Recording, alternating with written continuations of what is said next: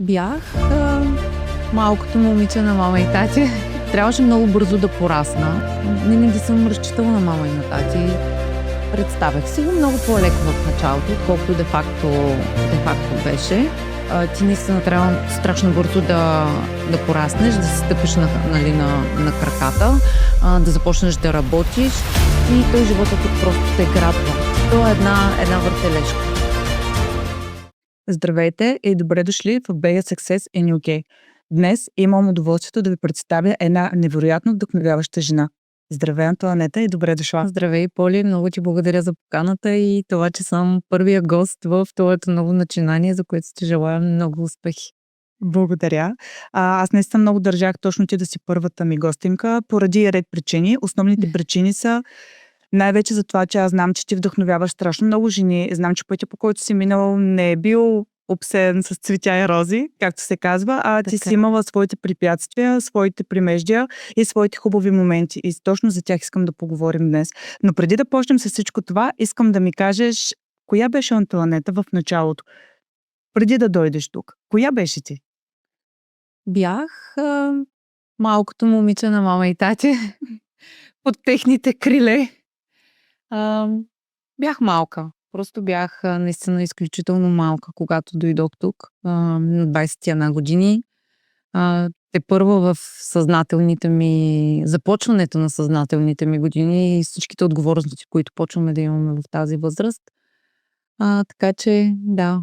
Ти откъде беше родом от България? Аз съм от Варна. От морския град Варна. Да.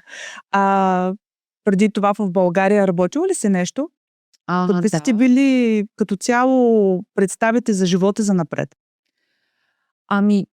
Честно казано, аз дойдох в Англия малко след като завърших гимназията. Започнах да уча в Техническия университет във Варна. Беше изключително хубаво. Тези години са най-хубави, нали? Знаеш, само купони. Работила съм, винаги съм помагала на майка ми и на баща ми в техния семейен бизнес. Те винаги, цял живот, откакто аз се помня, са били в туристическата сфера. Имаха компания туристическа, с която правиха екскурзии из цяла България. Лятото с туристи в Варна, Златни пясъци, Свети Константин и Елена. Най-големите ни курорти, които са във Варна и около Варна. И винаги съм им помагала, защото работата им беше доста натоварваща, излизаха рано сутринта, прибираха се късно вечерта, какво ли не съм правила. Не съм била от тези деца, които само игра вкъщи. Имах много задължения като дете. И мисля, че този начин на живот, така както ми е протекал живота, така както те са ме възпитали, мисля, че това изключително много ми помогна за човека, който съм в момента, и аз наистина съм им много благодарна. Имало ли някакви интересни моменти по време на тези екскурзии, някакви интересни случки? Защото винаги има големи приключения. Разбира се, какво ли не, колите се чупят, екскурзовода не идва, туриста закъснява и какво ли не. Да, навсякъде, във всяка една сфера така. Добре. Как всъщност реши да дойдеш тук? Какъв беше твоя стимул да го направиш? Никога не съм си мислила, че ще живея извън България. Не съм с ръка на сърцето го казвам. Ако питате мама, думите и до ден днешен винаги съм мислила, че сестра ти ще излезне да живее в чужбина, но не и ти. Аз дойдох в Англия по любов. По любов. Моята любов продължава вече 16 години. Имам 2 страхотни деца от мъжа ми Николай. Така че, да, по любов. Разкажи ни малко повече за това. Историята ни е много интересна, забавна, бих казала. Всичко започна от коментар на една снимка във Фейсбук. Николай е братовчет на моя много добра приятелка, съученичка от гимназията. И така, от коментар до среща, до запознанство, до холидей в Англия и до местенето ми изцяло тук след около 6 месеца. директно се преместих при него в Англия и така вече 16 години. Това е много интересно. А когато дойде тук, какво беше, кой ти беше първият културен шок, така да кажем? Защото тук е доста по-различно, отколкото в България и техните ам, така културни, не знам точно как да се изразя, имат доста различен point of view. Хората са различни, абсолютно. Начинът на живот в България, начинът на живот в Англия е коренно различен. Вече след толкова дълго време в Англия го заявявам и наистина го мисля. Много неща бяха културен шок за мен. Първо, чисто за мен като жена, като тинейджър, защото аз дойдох на 21 години, за мен това са тинейджърските години на всеки един от нас. Трябваше много бързо да порасна, защото аз винаги съм в България, когато живеех нали, във Варна, винаги съм разчитала на мама и на тати. Винаги знам, че те пак бяха до мен, въпреки че бяхме на такова голямо разстояние, нали, един от друг, но просто тук живота ме накара много бързо да порасна. Това е истината. А културен шок в началото бяха дългите палта и чехлите през пръстите. Особено зима. Другия културен шок бяха бебенцата, облечени отгоре до долу с космонавти и голите им крачета. Това до ден днешен не го разбирам. И такива English breakfast с HP сос. Какво е това? Да, такъв тип неща ми бяха културен шок, но аз мисля, че те са културен шок на всички, които идват в Англия. Абсолютно е така. А представиш ли си живота по този начин тук? Защото ти преди да дойдеш, със сигурност си имала някаква представа, ако ще дори, нали, чисто въображение, нали, как може да е, какво може да е, нали, всеки когато тръгне на някъде, има някаква като представа горе-долу. Представях си го много по-леко в началото, отколкото де-факто беше. Честно казано, нямаше неща, нали, които толкова много да ме стреснат и да съм шокирана от тях, просто защото ти наистина трябва страшно бързо да пораснеш, да се стъпиш нали, на краката, да започнеш да работиш и той живота тук просто те грабва. То е една въртележка, която не можеш да си позволиш да спре, защото ти всеки ден си имаш отговорности.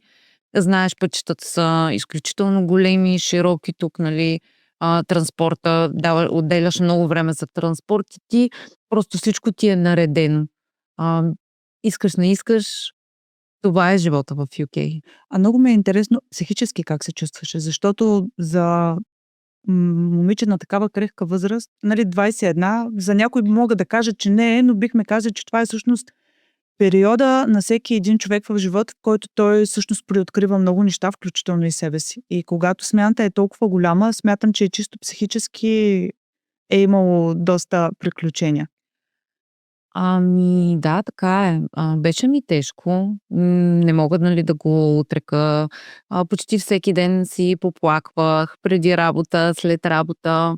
В началото работих доста физически тежка работа. Може би тя ме посъбори малко психически. Нали, като всеки новодошъл, започнах да работя по хотелите, в почистването. Аз никога не съм работила толкова физически тежка работа и може би това беше нещо, което малко ме стресна и ме накара психически, нали, да се оплаша в един момент. Като каза работа, каква ти беше първата работа, която успя да се намериш тук? Първата работа, която започнах да работя в Англия, беше в един хотел в центъра на Холборн с една българска компания. Започнах да работя в хотела. Бяхме доста българи, които работихме през тази компания. Какво правихте там?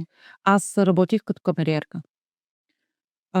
Понеже аз също съм работила като камериерка, в хотел това ми беше също една от първите работи, които започнах тук и помня, че в началото ми беше не ми беше много приятно, честно казано, защото нали, не си го представяш по този начин. Но Просто работата е доста физически тежка, докато свикнеш с нея. Нали, аз работих около 6 месеца, мисля. Но в първите месец-два наистина имах дори мускулна треска от самата физическа работа. А какво беше отношението към теб? И от към хората българите, с които работеше и въобще като цяло?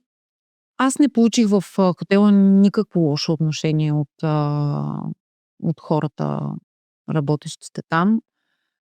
Българите доста се подкрепяхме, даже, нали, ако трябва да бъда честна. Нямам лоши спомени от тази работа. Освен физически, нали, че ме беше много тежко в началото. А след това с какво почна да се занимаваш? Предполагам, че ти през това време си подобрила и английския. Аз дойдох без никакъв английски. Знаех само hi and bye. That's it. Винаги в училище съм учила немски език и никога не съм учила английски език. Немски език е доста по-различен от английския. Самата структура на изреченията, каквото искаш да кажеш, това го казваш дума след дума, не е както при английски език. Беше ми доста трудно. След хотела започнах в почистването. В къщите, с агенциите и така няколко години, докато не дойде майчинството. Първото, после второто и тогава, нали, вече си казах, че трябва да измисля нещо, което да правя, нали, и то да е толкова разумно, че да мога децата ми да бъдат на първо място, съответно и грижите, които всеки един родител, майка, баща трябва да дава на децата си. Точно така. По това време, къде живеехте? Само двамата ли живеехте с твоя съпруг? В началото, когато дойдох в Англия, живеехме с свекърва ми и брата на моя съпруг. Живеехме около Бонс Грин, след това слезнахме към Муд Грин, Баркинг, Ромфорд. Така, в годините от 2017 година живеем в Харлоу, градче близо до Епинг, до Станстед Airport и за мен това е моето място. Там вече сте си само вие?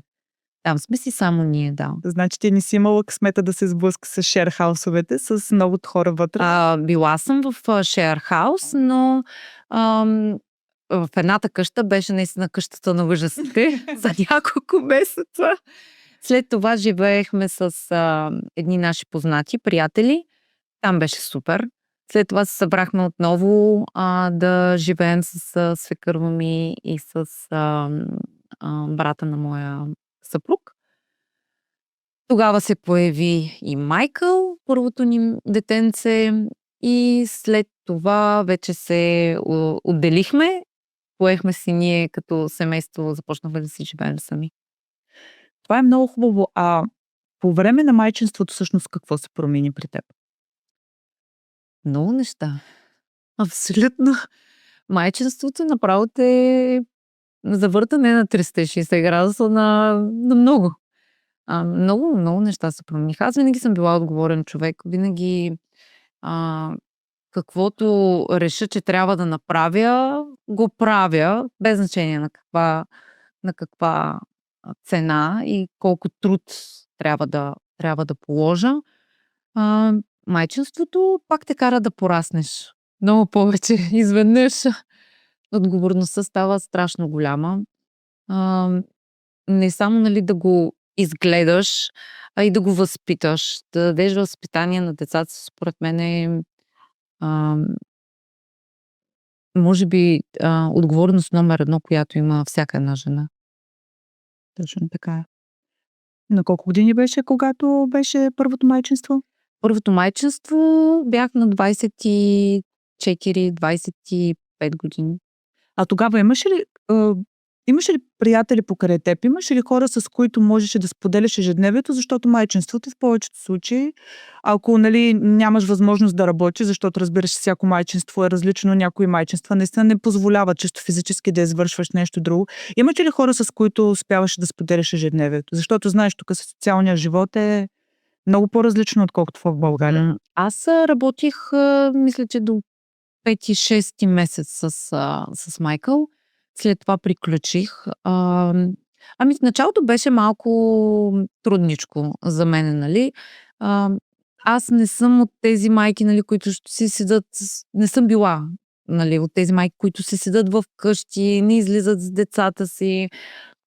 Честно казано, много бързо си намерих приятелки покрай децата, българки в Ронфорд, където живеехме тогава.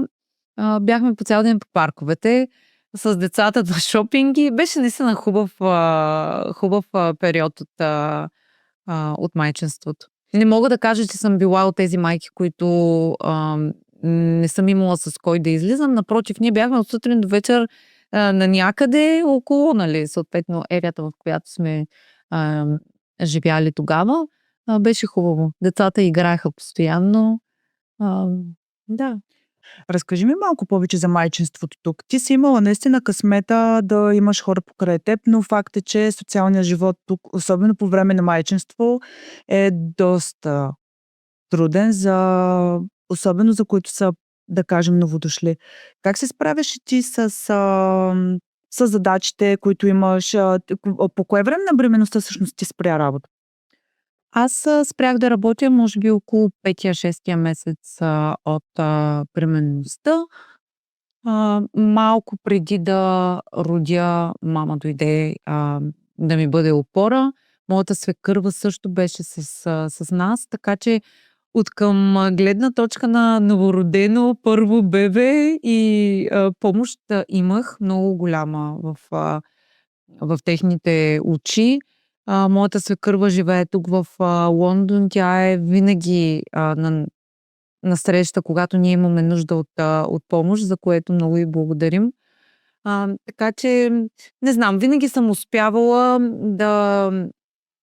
да направя всичко, което искам да направя, и Майкъл никога не е бил пречка да изляза да напазарувам. Аз редовно обичах да слизам в Централен Лондон с него, с количката. Качвах се на метрото, на влака, с влака до центъра, понеже Николай работи на Грин Парк, Мейфер, тази ерия. И аз почти през ден, през два ходих и си го посрещах, се прибирахме заедно. Не знам.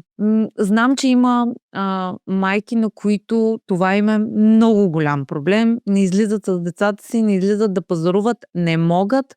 Никога не съм била от тия майки. Аз малко след като родих, започнах и да шофирам тук кола. Майкъл в карсита, количката в багажника, пазарувала съм си без никакъв проблем. Не знам, може би просто нямах тези опасения, които имат другите жени, да излезнат да пазаруват и така нататък.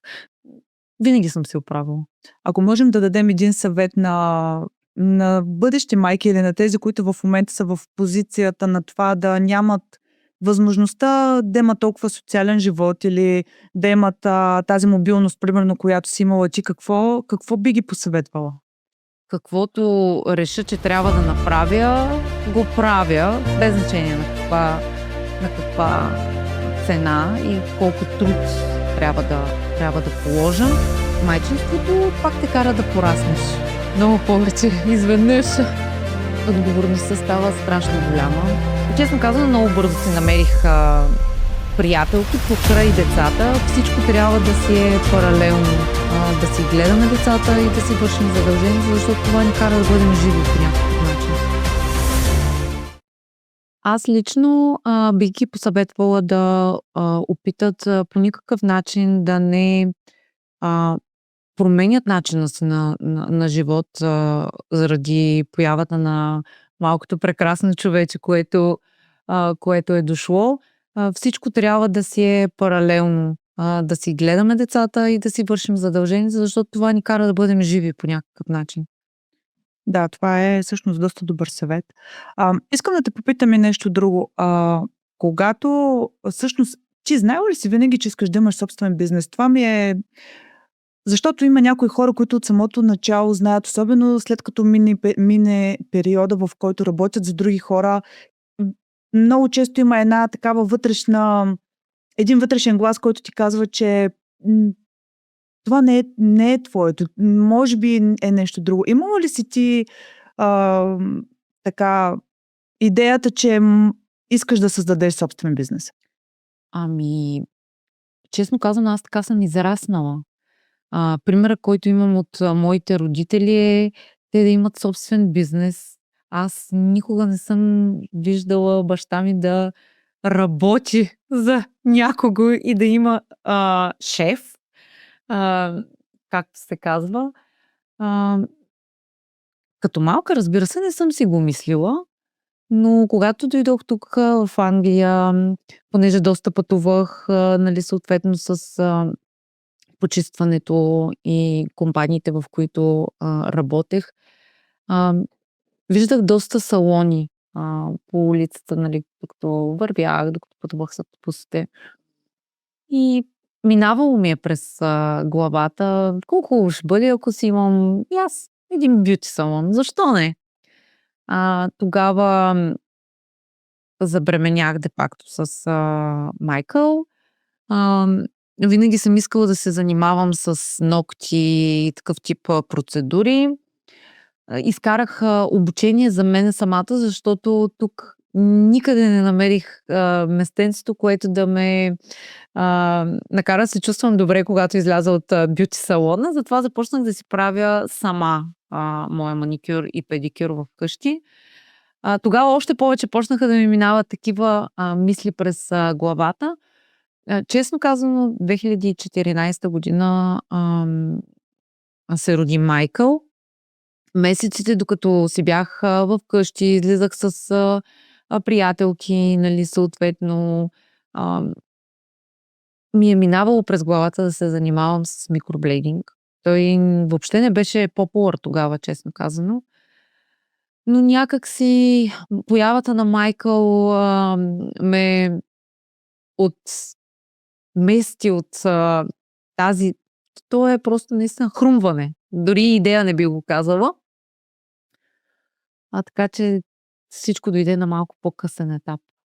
Но винаги съм си мислила, че би било страхотно, ако си имам бюти студио и салон за красота. А всъщност как стартира с това нещо? Как започна? Да, ти каза, започнала с ногти, но след това какво се случи? Аз никога не съм работила ногти. Не почнах с самия курс за ногтите. Самата за себе си го изкарах. Какво беше това нещо, което всъщност те потикна? Спомниш ли си момента, в който всъщност ти реши да започнеш? Да, това беше 2019 година. В началото на годината почнаха да ми се въртят такива мисли в главата. Тогава имах бебенце на 6-7 месеца, майка Антони. Второто ни детенце с Николай.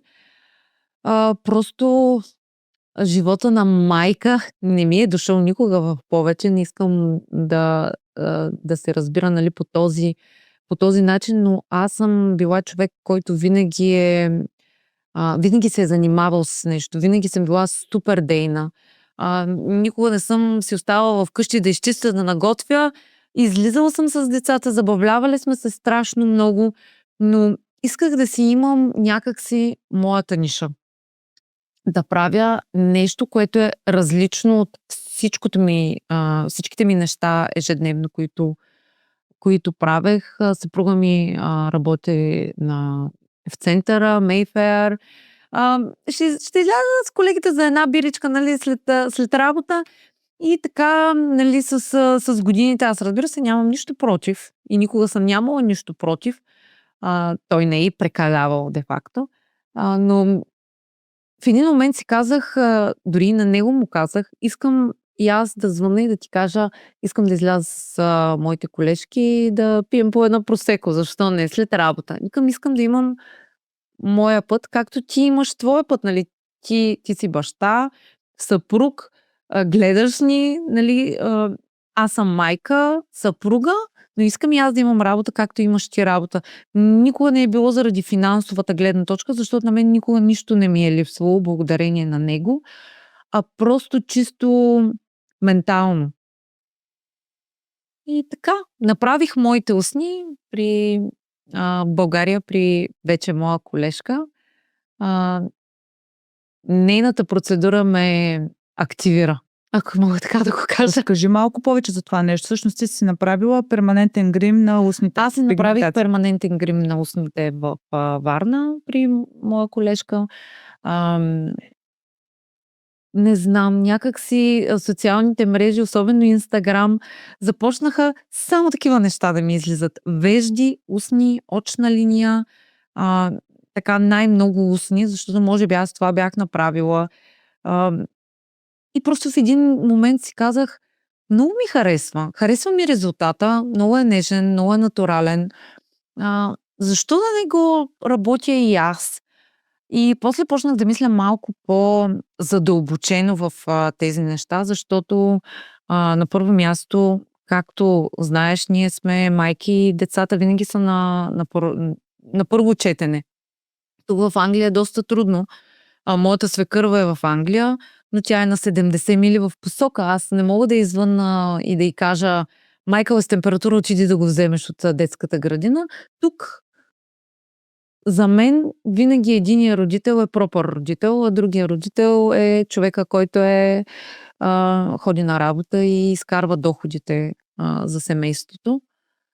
Така че когато почнах да мисля в тази насока, това, което много ми хареса е с две малки деца на 3 години и половина и на 6-7 месеца, е, че ще бъде голямо приключение, ако започна да се занимавам с нещо такова, защото никога не съм си мислила, че ще започна, ще изкарам едно обучение, един курс и ще започна да работя веднага. Знаех, че трябва наистина доста труд да положа и че няма да е лесно, което малко ме накара да помисля така 3-4 месеца дали чисто физически ще мога да се справя, защото да започна нещо от нулата с бебе си е пълно приключение. Абсолютно. Без да го крия. Беше ме леко страх.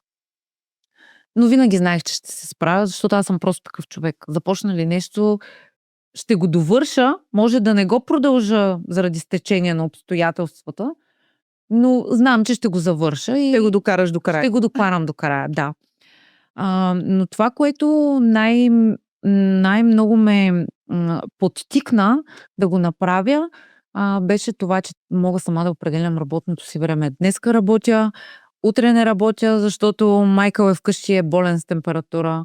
От други ден работя, защото всичко е наред и те са на детска градина и на училище. Да, ще запиша 1 час днеска от 9 до 2-3, докато те са на училище. Работя, чувствам се добре, защото имам някакви лични доходи. За мен всяка жена трябва да се опита да бъде поне малко самостоятелна. Разбира се, аз пак казвам, никога не ми се е налагало, но исках чисто физически и емоционално да се чувствам добре. Самата аз в кожата си. Когато една жена има до известна степен самостоятелност, нали, тя никога, нали, за мен не е окей да се сравняваме примерно с мъжете, защото ние сме много различни. Нали, въпреки, че в днешно време има жени, които могат да бъдат в пъти по-успешни от мъжете и това е прекрасно, но въпреки всичко, нали, това сравняване постоянно, където го има и в социални мрежи и въобще в живота като цяло, не мисля, че е много, много правилно, но пък за сметка на това, една жена, която се умее да бъде поне малко самостоятелна, много влияе на нейното самочувствие, на нейната увереност и на нейната представа за себе си. Защото ти знаеш, че каквото и да стане, всъщност ти можеш да разчиташ на себе си. Въпреки не на 100% в дадения момент, ако и на теб ти се наложи, ти имаш самочувствието. Аз мисля, че ние жените, нали, които Не просто сме майки и гледаме само децата си, а се опитваме и да се развиваме, без значение в коя сфера, малко, много, нали, това също няма значение. Мисля, че ние също изглеждаме по различен начин в очите на съпрузите и мъжете си. И това, което най-много бих казала, че за мен лично е определящо, е, че даваме също пример на децата си, особено ако имаме момичета. Аз нямам момичета, ти имаш момиче, но мисля, че това е много добър пример за децата от малки. Да, и даже бих казала, че не само за децата, защото всъщност много често ние не осъзнаваме колко сме наблюдавани отстрани. Било то от наши, да кажем, братовчетки. Нали знаеш, в детството, когато сме били с роднините, винаги по-голямата братовчетка или по-голямата сестра е била пример за тази, която е по-мъничка, или самото обкръжение. Аз много често съм се сблъсквала с коментари всъщност на това, че много жени, включително и аз, биваме наблюдавани отстрани без дори да знаем. И много често ние сме действаме като мотивация, дори когато ние самите не се чувстваме като пример за мотивация. Всъщност ние действаме за мотивация на много жени и на много хора като цяло, защото то дори не е задължително да са само жени, но на много хора като цяло да продължат напред. Всъщност, нали, това е идеята на самия подкаст. Да срещаме нашата общност тук в Англия и нали, цяло в Обединеното кралство, да срещаме всъщност с добрия пример. Без значение мъж ли си, жена ли си, и без значение от успеха, който имаш, защото нали, аз не веднъж казвам, че за мен успеха не е чисто материалния успех. Успехът е за всеки индивидуален. Ако за тебе успехът е да имаш успешна кариера, за мен успехът е, че примерно съм успяла да науча детето ми да преодолее даден страх. И нали, не само при мен, при много хора е така. И точно заради това те разпитвам и толкова много, защото смятам, че твоя път би бил много интересен на много хора. И много ти благодаря, че споделяш толкова подробно нещата с нас. И аз благодаря. Искам да те попитам, когато реши да започнеш вече с самите курсове, на кой се довери? Довери се на наши професионалисти, които са в България, или на хора, които са позиционирани тук в Англия?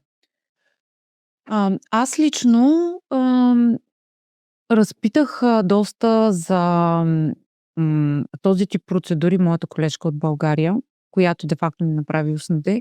И тя много ми помогна в моя избор, за което съм и наистина много благодарна.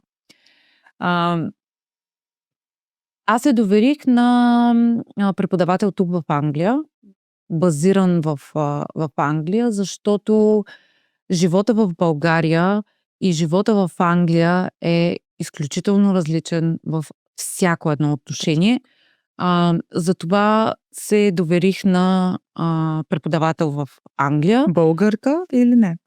Не, румънка е моята първа преподавателка, за което съм изключително доволна, че го направих, защото ако не го бях направила, щях да имам доста проблеми.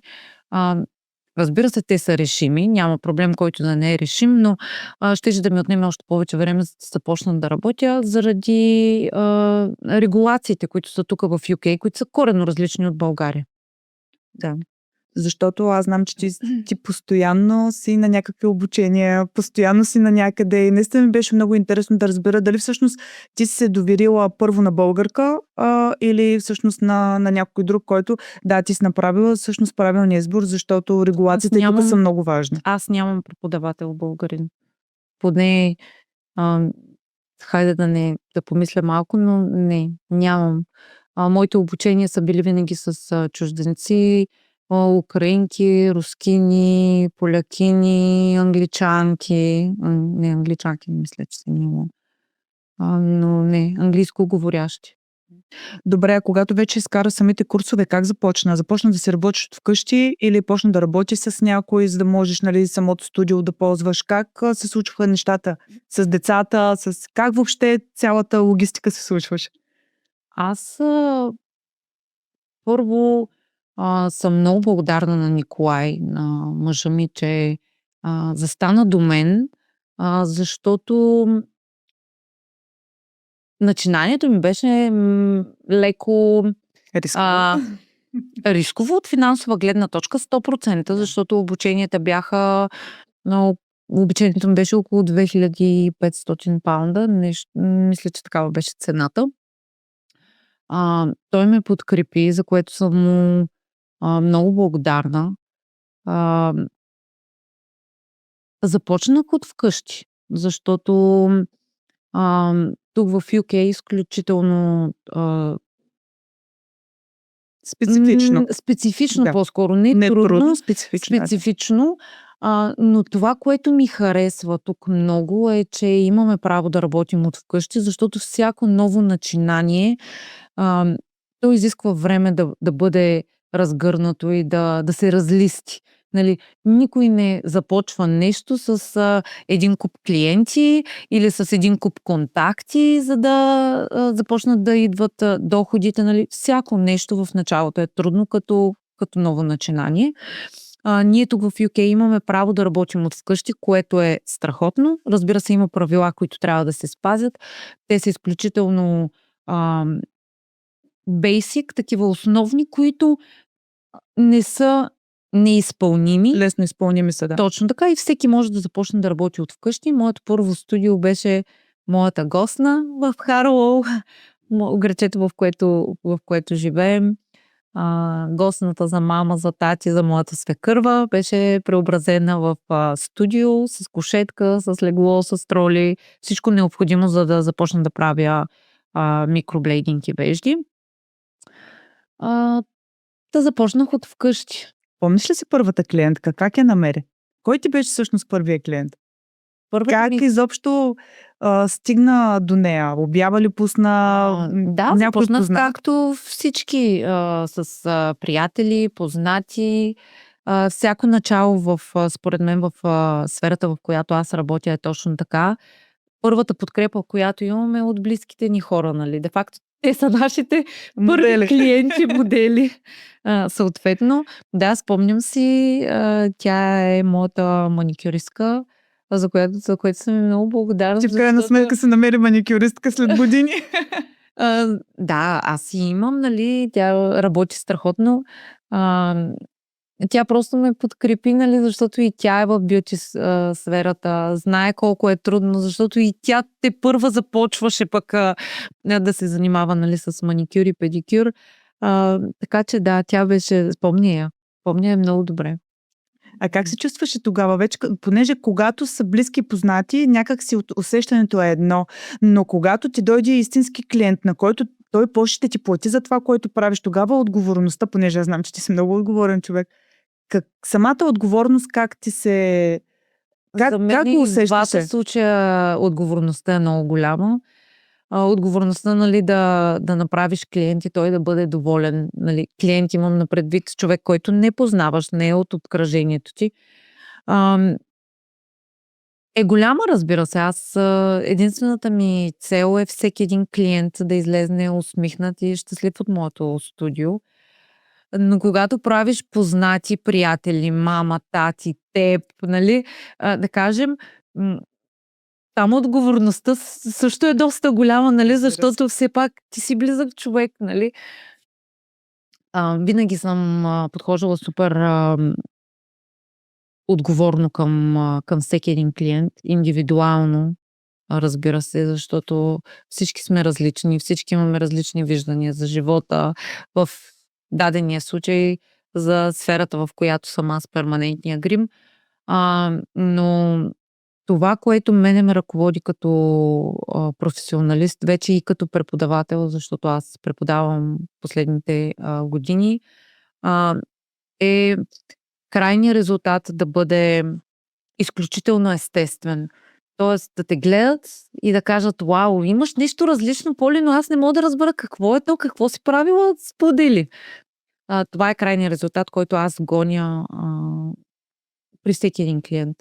И когато искат клиентите нещо, което е в разрез с това, аз съм изключително благодарен, че 99,9% от моите клиенти ми се доверяват, но има клиенти, които си искат това, което те си искат и то когато не е в, а, в моите виждания, нали, за естетика и за красота, просто не се мачваме с клиента. Ами да, то в такива случаи по-добре този клиент да не е твой клиент, защото реално тези клиенти после пак не са доволни.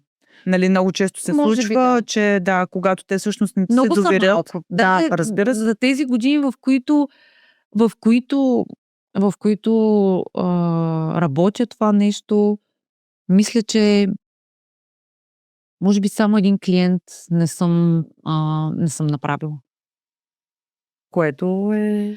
И то е защото беше доста така интересен кейс. Момичето дойде от много мили до мен.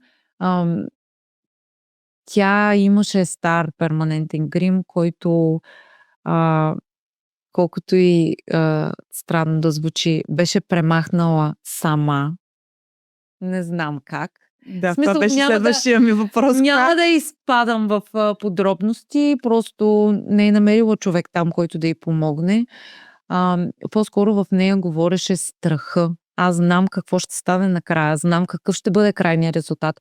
Аз знам, че ще бъде супер естествено, но всичко, през което тя е преминала, защото тя имаше татуировки от тези татуировки, които се правиха в началото, което в момента е просто шокиращо да си го махне тя сама, нали? В нея просто говореше страха и аз не исках тя накрая да съжалява, защото формата й е примерно прекалено тънка или прекалено дебела.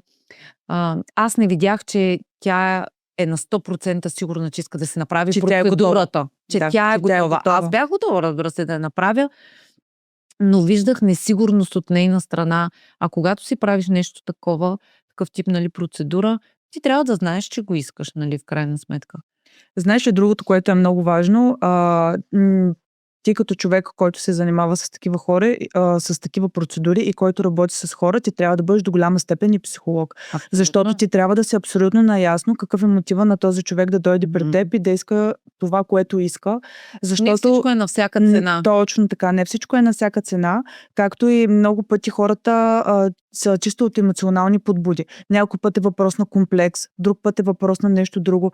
И ти като професионалист трябва да бъдеш и психолог, за да разбереш дали изобщо този човек е готов за процедура, точно това, което ти казваш. Така е. Добре, как? Защото аз знам в момента в какви мащаби е това, с което ти се занимаваш. Как стигна до тук? Как го направим? Ами, с много труд. Упоритост. Това е, според мен, първото, което трябва да ръководи всеки един от нас. Нали? Когато започнем нещо, без значение в коя сфера е, трябва да имаме тази упоритост в нас, то за да просъществува, нали? Много труд. Рисувала съм до 2, до 3, до 4 часа сутринта, докато децата спят, докато децата са на училище. Колкото и така да звучи, аз не мога да разбера жени, които казват нямам време, не ми стига времето, не мога да го направя, защото да кажем имам задължения към децата си, към семейството, към дома, защото да. аз съм за себе си, аз съм живия пример. Децата ми не са седяли гладни, не са седяли в къщи, били сме по парковете, всичко си е, ходила съм, пазарувала съм си, готвила съм си и въпреки всичко съм тук срещу теб с бекграунда, който имаш. Да, клиенти и нали въобще се занимавам с перманентен грим вече близо колко стават, не знам, 8-9 години. Да. Така че има ли желание, има и начин. Това е моето Аз съм също на нещата. този принцип, въпреки че има хора, които казват, че желанието ни определя начина. За мен не е така. За мен всяко едно нещо, което ти искрено го искаш, винаги намираш начин. Искам да те попитам нещо друго, защото много често по пътя всъщност има периоди, в които някой път не се иска да се откажем, някой път губим мотивация, някой път абе, спираме на едно място и не знаем на къде да продължим. Имало ли си такива моменти ти и как си се справила с това нещо? Разбира се, аз мисля, че всеки един от нас има такива моменти. Ам, Просто пак говори упоритостта в мене и това, че трябва да го направя, нали. Започнала съм нещо, трябва да бъда пример за отговорност към това, което съм поела и съм започнала. Винаги това ме е ръководило. Било ми е трудно, спирала съм за ден, за два, за да изляза от тази емоционална дупка, ако мога така да го нарека, в която съм попаднала. Но след това се събирам и отново започвам. И знам, че ще го направя, може би, още 100 пъти, но на 101-вия път то ще бъде точно така, както искам да бъде. Така че винаги това ме е ръководило. Добре, и винаги, нали, идва един момент, в който всъщност ти усещаш, че нещата почват да заработват и почват да се получават. Това е вече с големия поток от клиенти. Откъде почнаха да се появяват всъщност многото клиенти? Откъде почна ти да придобиваш по-голяма популярност? Какво направи? Аз това, което направих, аз не спрях да се развивам през тези години. Имам зад гърба си страшно много обучения. Можеш ли да ги назовеш като цифра? Много ми е интересно дали някога си ги броила. Ами аз мислих днеска да ги взема тези сертификати, които са ето такава папка, без да преувеличавам.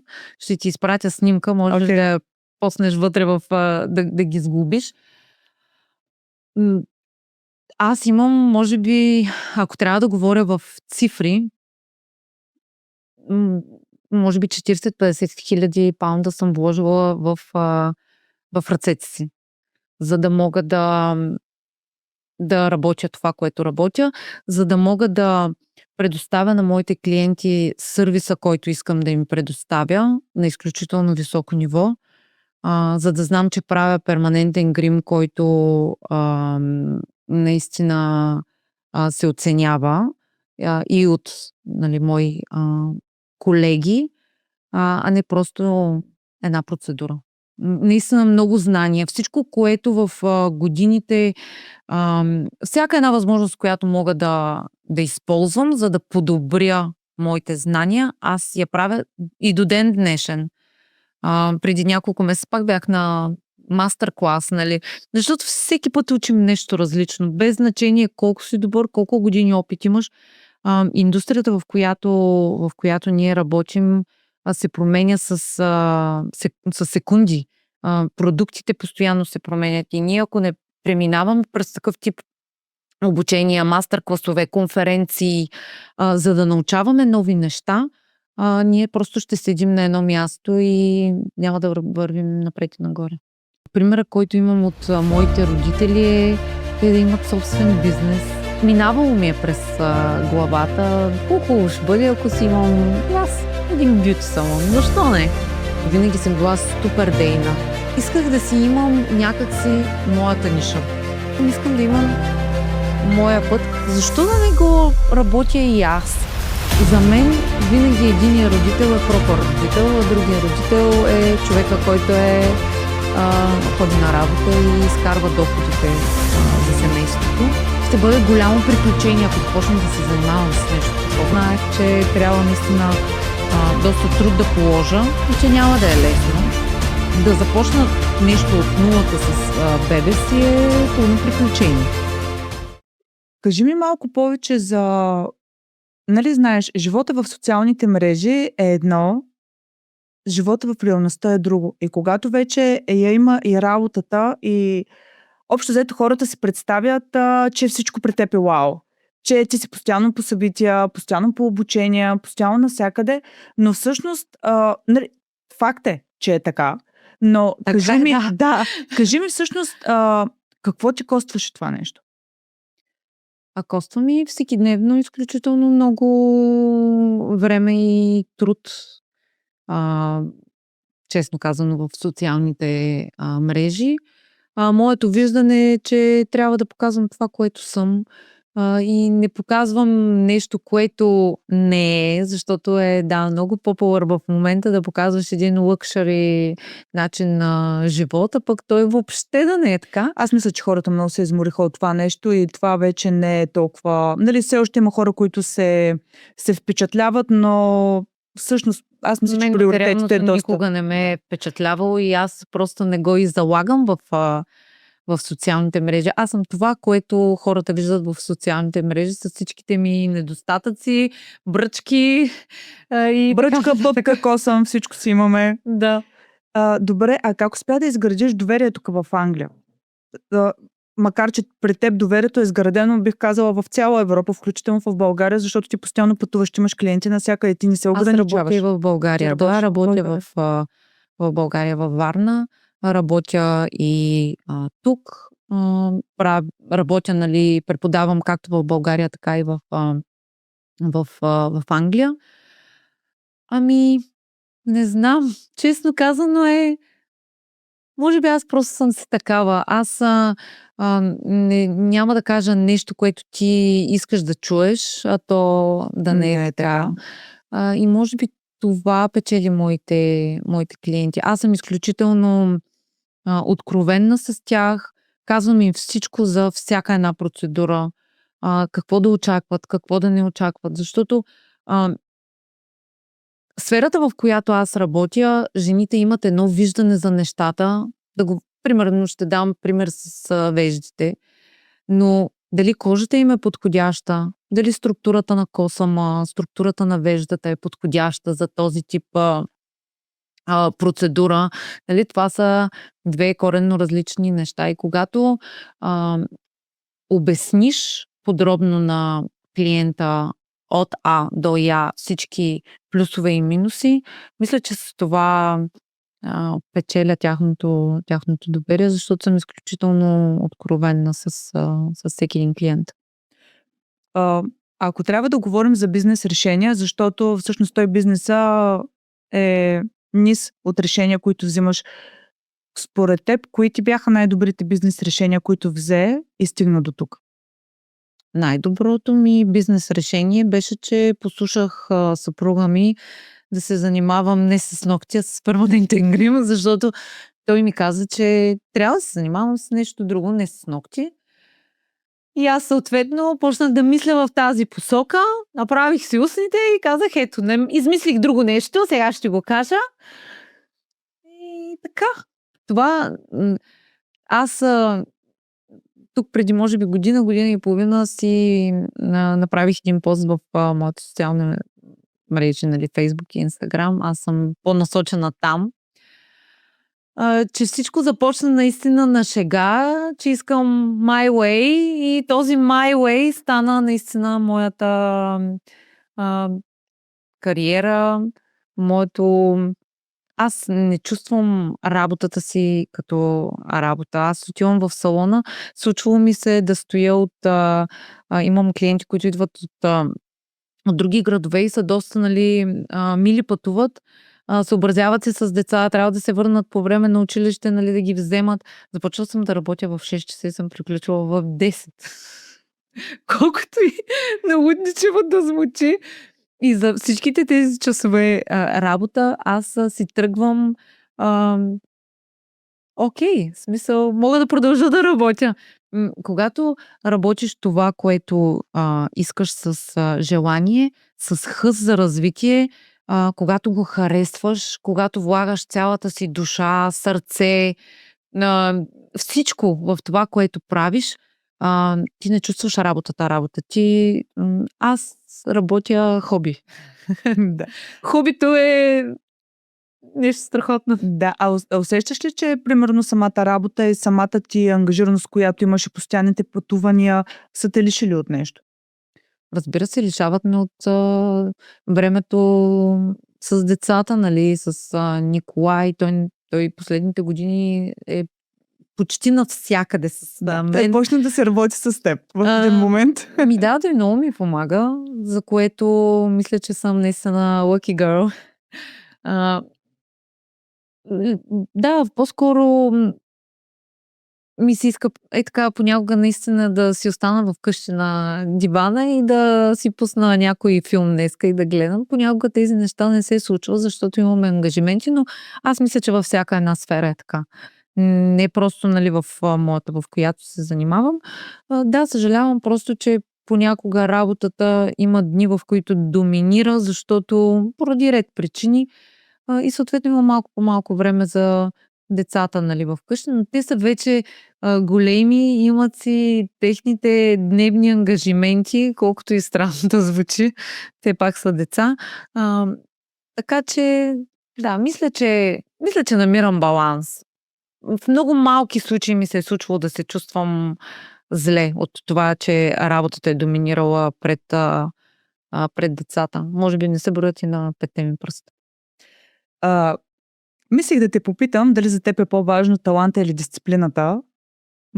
Смятам, че ще отговориш дисциплината, Аз но имам въпреки... много студенти, които преди да започнат обучението си мислят, че трябва да бъдеш художник, трябва да бъдеш артист, трябва да имаш артистична Или да бъдеш много насоченост, талантлив. или да бъдеш много талантлив, всичко да ти се отдава. Това не е така. Когато аз започнах, нито съм художник, нито имам, нали, някакви артистични заложби към рисуване, арт и така нататък. В началото ми беше трудно, като всяко ново начинание, но когато вложиш малко повече усилие в това, което правиш, няма как нещата да не се получат. И в нашата, специално в моята сфера на перманентния грим, бих казала на всички, че перманентният грим е изцяло практика. Колкото повече практикуваш, толкова по-добър ставаш. Не ти трябва талант, не ти трябва художествени заложби, за да го правиш. Не. Искам да ми разкажеш сега обаче малко повече в детайли за самите тритменти, които правиш, защото аз знам, че те са много интересни. Всъщност има много голям интерес към тях. Кажи ми малко повече. Перманентният грим е абсолютен бум последните 4, 5, 6 години. Аз правя изцяло перманентен грим. В зоните вежди, устни, очна линия. Разбира се, всяка една процедура е съобразена спрямо морфологията и пропорциите на лицето на всеки човек, на всеки клиент. Правя и процедури за лице, като микрониделинг, карбонов пилинг, премахвам стар перманентен грим, стар микроблейдинг. А по какъв начин се премахва? Защото много хора всъщност не знаят как се премахва. Аз лично работя с машина, имам лазер, който извършва аз извършвам тази процедура с лазер. Супер бърза процедура, буквално 2-3 минути. Резултатите са наистина много хубави. Няма нищо, от което клиента трябва да се страхува, защото абсолютно крайният резултат е много болезнено ли е или трябва ли нещо, някаква предварителна подготовка? Не, усеща се леко боцкане, парене, затопляне. Това е по време на премахването. Тези 2-3 минути и може би 5-10 минути след това леко зачервяване на кожата, както при абсолютно всички процедури. Да. Резултатите са много бързи. Много от моите клиенти, тук специфичното е малко при премахването, че те очакват да дойдат, да направят една процедура и да нямат вежди. Това не е така. Процесът е малко по-бавен. Този тип процедури се правят на всеки 3-4 седмици. Така че не се притеснявайте, няма да останете без вежди. Когато дойдете и махнем, нали, това, което не ви хареса. Напротив, постепенно се премахва пигмента. Тялото има нужда от време, за да го премахне, нали, от нашето тяло, така че организма. Така че да, това са процедурите, които аз правя. Много често се налага премахване преди направата на нови вежди. Това е, нали, малко по-специфичното при веждите, когато имаме стар и недобре направен перманентен грим. Добре, а има ли някакъв, да кажем, понеже много често перманентния грим, да кажем веждите, е хубаво да си ги направим, когато няма толкова много слънце, когато, нали, примерно да не са летните периоди или как смяташ, че защото това е един мит отпреди, че, нали, както си беше и с татуировките, правиш си татуировка по времето, в което няма толкова много излагане на слънце, няма толкова допир, да кажем, до вода, нали, имам предвид за морета, басейни и тем подобни. Има ли го това нещо при перманентния грим? Честно казано, аз правя процедурите целогодишно. Не се съобразявам лято ли е, пролет ли е, зима ли е. Не бих казала. Бих казала, че могат да се направят по всяко време. Има си след процедурна грижа, която аз давам на всеки един клиент, когато се последва както трябва, в рамките на 10-14 дни е тя, няма никакъв проблем за перманентния грим. Особено тук в UK с нашето голямо... Вече лято имаме. Имаме така. Тази година ще видим колко е, но имаме. Добре, колко време трябва да мине от самото премахване на перманентния грим до поставянето на новия? Хубаво е да се чака от 4 до 8 седмици. Аз лично гледам да изчакам 8-те седмици, за да може кожата напълно да се възстанови. Отвънка нямаме никакви следи, че имаме каквато и да е процедура, но тя вътре има нужда да оздравее напълно, за да може, когато се направят новите вежди, пигмента и кожата да абсорбира пигмента така, както трябва. Това е супер.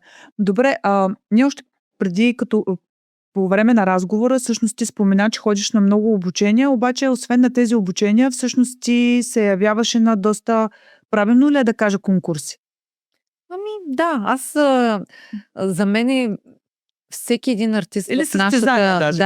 в нашата сфера е задължително да почне да ходи на шампионати, на конкурси, на състезания, защото това е един много голям трамплин за бързо израстване, според мен.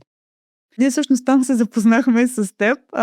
Само да кажем, че всъщност ние не се познавахме допреди едно нейно състезание, на което всъщност тя се търсеше модел за устни и се свързахме една с друга и аз реших да им стана модел. Беше страхотно приключение и за двете. Така се запознахме, така. Да, мога да кажа, но пък резултатът е страхотен. Радвам се, че можеш от първо лице да го кажеш. Да. Беше доста интересно. Всъщност аз доста се притеснявах какво ще се случи, дали ще мога да стоя толкова време на едно място и така нататък, но всъщност беше много приятно и знаеш ли, на мен всъщност ми беше много интересно, че самия работен процес, самата подготовка и самия съпорт, който поне се усещаше от хората покрай теб. Защото вие бяхте на състезание, но всъщност атмосферата беше доста приветлива. На всички състезания ли е така? Или може би усещането, когато... Може би е както го организираш. Вече от тази гледна точка, ако трябва, нали, да говоря, според мен както го организираш. Да, беше много хубаво състезанието. Това състезание, на което аз се състезавах, тук в Англия, доста преобърна моя живот, ако мога така да го кажа. Не само в кариерата ми, но и като цяло, като мислене, като израстване, като сблъскване с различни характери на колеги, артисти и така нататък. Така че да, състезанията са нещо много хубаво и ако има колеги, които гледат нашия подкаст, аз лично съветвам всеки един: участвайте, състезавайте се, подобрявайте техниките си, не спирайте да се учите, да търсите израстването, защото само това е пътя към успеха. Всъщност това състезание Уилоп, то откъде тръгва? Кои са всъщност първите, които... нали, то е... Как беше организирано тук? Откъде тръгна? Как се случиха нещата? Уилоп е състезание, което стартира от Турция. Турци са първите хора, които го организират. Финалите са в Турция, в момента е в много държави по света. Мисля, че миналата година бяхме 76 или 77 нации и около 55-56 държави от цял свят. Така че да, тръгва от Турция. А може ли да се каже, че това е едно от най-големите състезания за перманентен грим? Или е най-голямо? Най-голямо състезание за перманентен грим. Първото състезание за перманентен грим и най-голямото състезание за перманентен грим до този етап. Както не можеш да сравниш световното по футбол с никое друго първенство по футбол, тук е по същия начин. Така, значи това, нека се върнем назад. Това е най-голямото състезание за перманентен грим. Ти си участвала преди колко години беше, когато бяхме двете? Мисля, че участвах 2022, може би? Трета. А след това имаш ли друго участие на Уилъп? Не, за съжаление. Не, за съжаление, защото всъщност миналата година Уилъп беше в България. И по-миналата. А кой беше организатора? Аз и мъжа ми организирам. Точно така, което е...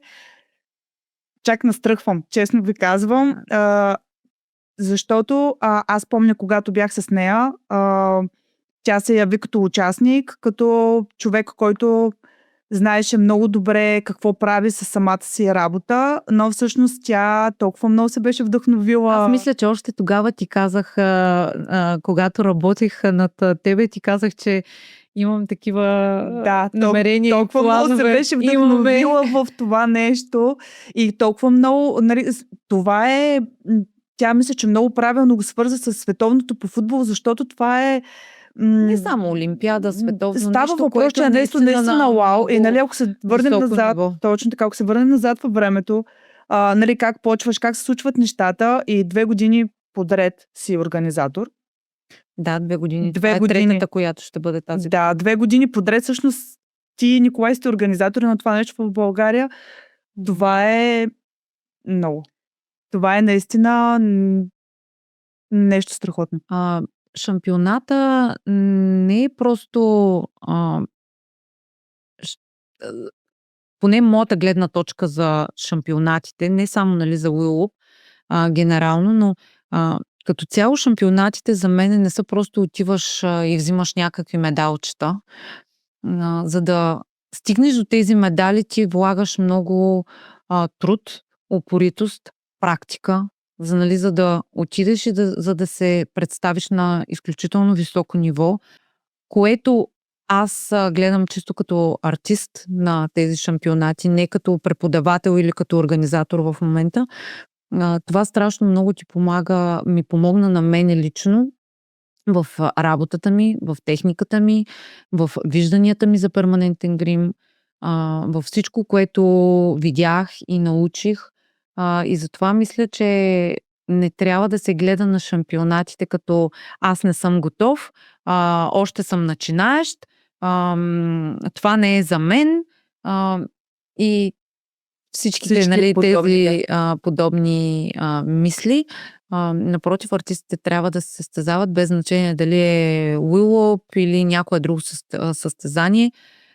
Аз и до ден днешен състезавам. Миналата година понеже не мога да участвам в Уилъп, много ми се иска, често казвам.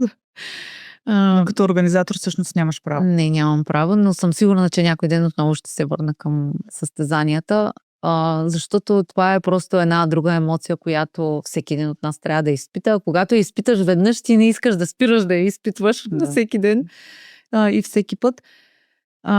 Аз не спирам дори и тук, нали, миналата година взех първо място за пудра вежди и омбра вежди в UK. Най-добър артист, да. Тази година пак бях номинирана след първите 10 за устни за вежди, отново в UK. Така че всички тези победи, които правя лично за себе си, мисля, че ми дават още по-голям стимул да вървя нагоре и нагоре и нагоре. Добре, как се хвърли в това нещо? Да организираш нещо подобно е страшна лудост. Страшно приключение. Как изобщо... Нали, разбрахме откъде почна. Въпросът е как се осъществи. Да, всичко почна от това, че аз се явих на състезанието. Още преди самото състезание, преди самия ден, в който се състезавах, може би месец по-рано, ам, ми мина, както преди години ми мина мисълта, че мога да правя перманентен грим и просто го направих. Беше септември месец в началото, си помислих, добре, след като го има тук в UK, защо да не може да го има и в България? Ние имаме в България толкова талантливи артисти. Особено в микроблейдинга сме наистина, бих казала, едни от най-добрите. Доказахме го. Ели Ценова беше първият артист първата година на първото издание, в което се яви България на финалите в Турция. Ели Ценова взе 3-то място в света по микроблейдинг, така че тази мисъл ми мина, нали, че след като има толкова добри артисти в България и аз го знам, защото познавам по-голямата част, нали, от тях. Не лично, но ние се познаваме по социалните мрежи. Просто ми мина през главата, защо да не го направим и там?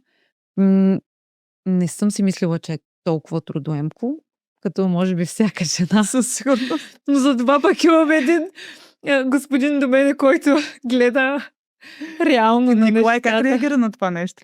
Каза ми, че съм луда. Но той е такъв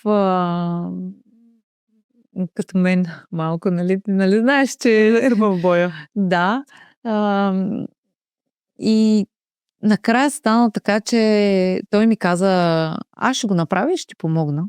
И аз тогава пък се поуплаших, нали, малко наистина викам така, като ми разясни всичко, аз виждам, наистина това е нещо много трудоемко. Предизвикателство. Ще работим цяла година заради тези 2 дена и то е така, вече 3-та година, цяла година, всеки божи ден се работи по състезанието, за да може да се направи в тези 2 дена този полуфинал, който е в България. Но да, се радвам, че не се отказахме от тази идея. Защото и такъв сценарий имаше в самото начало от моя страна. Това ще да е следващия ми въпрос. Има ли момент, в който просто си искала да се откажеш? Да, още в самото начало, даже аз му казах, че не искам да го правя. Бяхме така в голям конфликт няколко седмици. Накрая аз просто му казах, окей, добре. Искам да ми го кажеш обаче това нещо в мащаб. Искам да ми кажеш колко хора присъстваха. Знаеш ли, дори като инвестиция какво нещо коства това? Защото това е наистина нещо много голямо. Първата година беше... Колко души присъстваха? Бяхме около 60 човека, мисля, че може би. Които присъстват, които се състезават. Не, въобще всички, защото то е ден на състезание, ден на конференция. Деня на конференцията имаме спикъри, които говорят на сцена, различни зони, нали, на перманентния грим. Всичко е в тази област. След това има демонстрации съответно на процедурите, гала вечеря, награждаване. Нали, така протичат тези 2 дена. Но скъпо е. Ясно ми е. Със сигурност. Много е скъпо и за да бъде хубаво, красиво и за да бъде успешно, този тип шампионат трябва да има подкрепа от всички, не само от артистите, от преподавателите. Трябва моето виждане за Уилоп е, че самото състезание в България аз искам и го гледам от тази гледна точка, нали, че може да сплоти, да обедини, да даде един по-задружен колектив на самата индустрия. Не е просто едно състезание или аз не се чувствам като организатор. Аз не искам слава, то по никакъв начин не е доходоносно. Аз не печеля от него.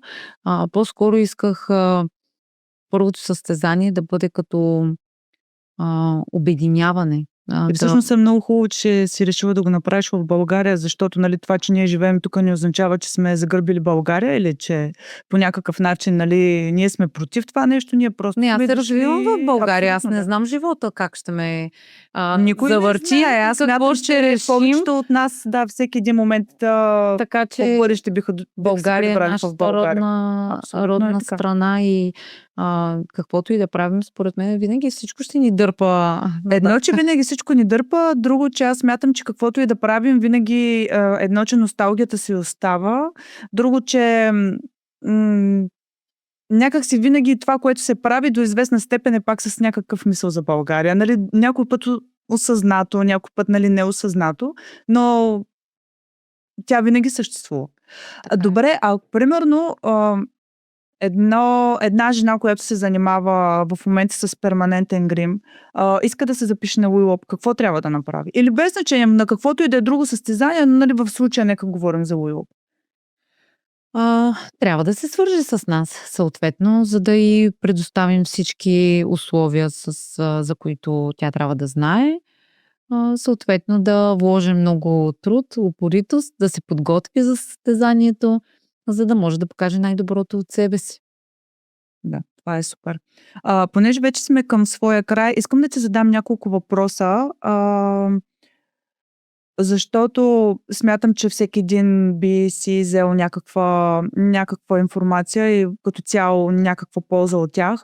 Ако днес пред теб стои жена, която тепърва започва, какво би й казала? Започти веднага, не дей да мислиш 2-3 години, както мислих аз. Започни да го правиш. Какво те движи, когато си изморена? Упоритостта. Как се справяш с стреса? Изживявам си го, както всеки един човек. Минавам през него, поемам си го и продължавам напред. Какво според теб е най-важното, което човек трябва да знае за успеха? Най-важното, което човек трябва да знае за успеха, че той се постига много трудно.